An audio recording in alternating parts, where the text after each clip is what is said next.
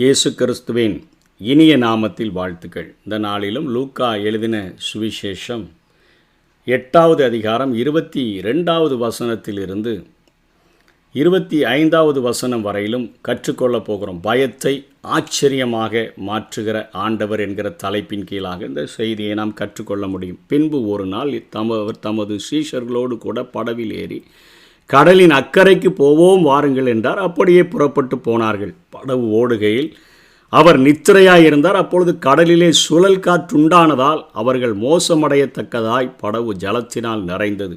அவர்கள் அவரிடத்தில் வந்து, ஐயரே ஐயரே, மடிந்து போகிறோம் என்று அவரை எழுப்பினார்கள். அவர் எழுந்து காற்றையும் ஜலத்தின் கொந்தளிப்பையும் அதட்டினார். உடனே அவைகள் நின்று போய் அமைதல் உண்டாயிற்று. அவர் அவர்களை நோக்கி, உங்கள் விசுவாசம் எங்கே என்றார். அவர்கள் பயந்து ஆச்சரியப்பட்டு, இவர் யாரோ, காற்றும் ஜலத்துக்கும் கட்டளையிடுகிறார், அவைகளும் இவருக்கு கீழ்ப்படுகிறதே என்று ஒருவரோடு ஒருவர் சொல்லி கொண்டார்கள். பயந்து, ஐயோ இதோடு மடிந்து போகிறோம் என்று சொல்லி அத்தனையாய் கதறினவர்கள் அங்கே இப்பொழுது ஆச்சரியத்தை அனுபவிக்கிற ஒரு சூழ்நிலையை இயேசு கிறிஸ்து ஏற்படுத்தி கொடுத்திருக்கிறதை பார்க்கிறோம். இதே சம்பவத்தை மத்தேயு 8ஆம் அதிகாரம் 23லிருந்து 27 வரையிலும் நாம் கற்றுக்கொள்ள முடியும்.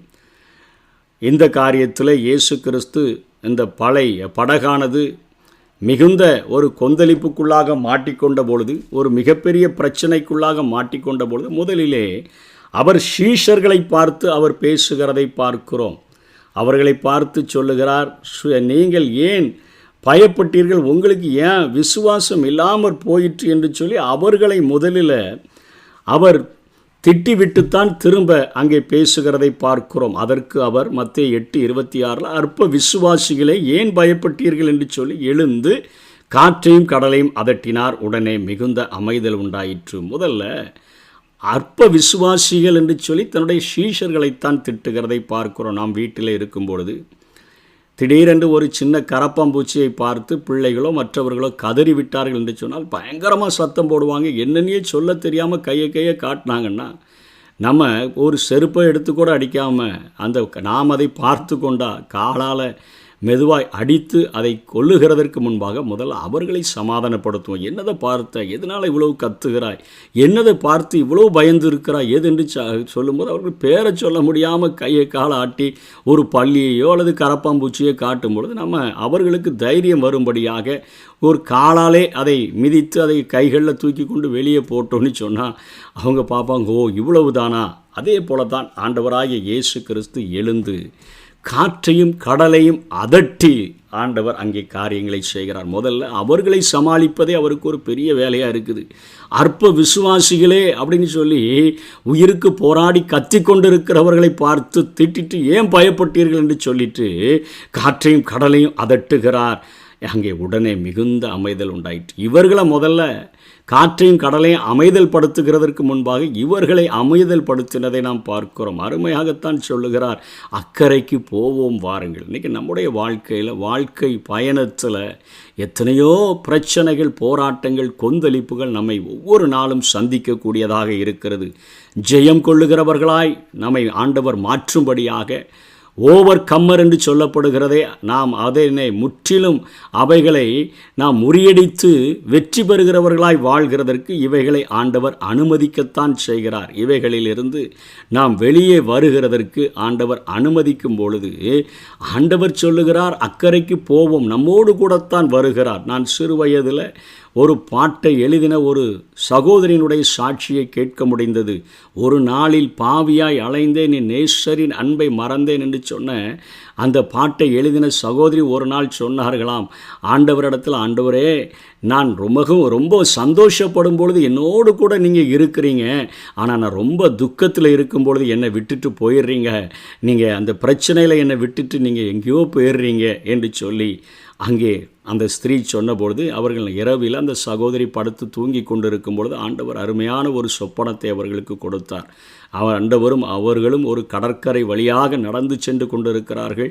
அவர்கள் சின்ன சின்ன அலைகள் வந்து கொண்டிருக்கிறது, கால்களில் மோதி அது திரும்பி செல்கிறது. மீண்டும் தூரமாய் பார்க்கும்பொழுது மகா பெரிய ஒரு அலை வருகிறது. இவர்கள் ஐயோ என்று கத்திட்டு கண்ணை மூடிக்கிட்டாங்க. என்ன நடந்ததுன்னு தெரியாது.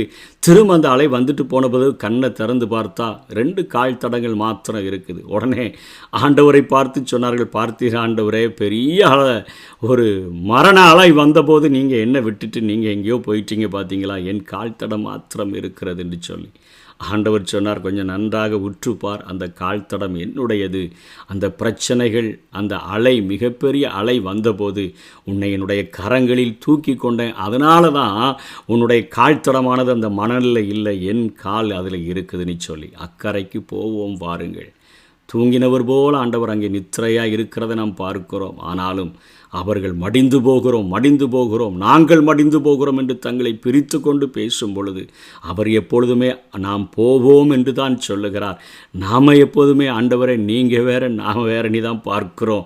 ஆண்டவரை பிரச்சனைகள் வரும்பொழுது, போராட்டங்கள் வரும்பொழுது, நிந்தனைகள் வரும்பொழுது, அவமானங்கள் வரும்பொழுது, பயங்கள் வரும்பொழுது நீர் எங்களை விட்டு மறைந்து போகிறீரோ? இல்லை, அவர் நம்மை பயப்படுத்தும்படியாக இந்த காரியங்களை அனுமதிக்கவில்லை. நாம் ஜெயம் பெற்றவர்களாக மாறும்படியாக அனுமதிக்கிறார். அற்ப விசுவாசிகளே, ஏன் சந்தேகப்பட்டீர்கள் என்று சொல்லி அவர்களையும் அமைதிப்படுத்தி, காற்றையும் கடலையும் அமைதிப்படுத்தின இந்த சம்பவத்தை நாம் பார்க்கிறோம். நம்முடைய வாழ்க்கையிலும் எதிர்நீச்சல் போடுகிற அளவிற்கு அநேக பிரச்சனைகள் நம்முடைய வாழ்க்கை, நம்மிடத்தில் உயிர் இருக்கிறதுனால தான் நாம் நீரை எதிர்த்து செல்லுகிற ஒரு எதிர்நீச்சல் உள்ள ஒரு மீன்களைப் போல இருக்கிறோம். செத்து போயிட்டோன்னு சொன்னால் தண்ணி அடித்து செல்லக்கூடிய மீன்கள், அது எந்தெந்த திசைக்கெல்லாம் தண்ணி போகுதோ அங்கே போயிடும். உயிர் இருந்துச்சுன்னு சொன்னால் எதிர்த்து போராடுமே. அதே போல் நம்முடைய வாழ்க்கையில் நமக்கு வருகிற போராட்டங்களை, பிரச்சனைகளை மேற்கொள்ளுகிறதற்கு ஆண்டவர் உதவி செய்து அக்கறைக்கு நம்மை அழைத்து செல்ல விரும்புகிறார். நம்முடைய வாழ்வில் இருக்கக்கூடிய பயத்தை ஒவ்வொரு சூழ்நிலையிலும் ஆச்சரியமாக மாற்ற விரும்புகிறார். அவருக்கு விட்டு கொடுத்து வாழுவோம். கர்த்தர் தாமே நம்மை ஆசீர்வதிப்பாராக. ஆமென். பயப்பட மாட்டேன், நான் பயப்பட மாட்டேன், பயப்பட மாட்டேன், நான் பயப்பட மாட்டேன். இயேசு என்னோடு இருப்பதனால், இயேசு